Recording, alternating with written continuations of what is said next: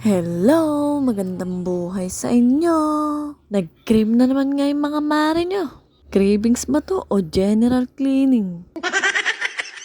Siyempre masisipag ang mga mare nyo. 1 kilo lang kasi lulutuin. 4 pa kami. May lang yun. Baka seryosohin nyo naman.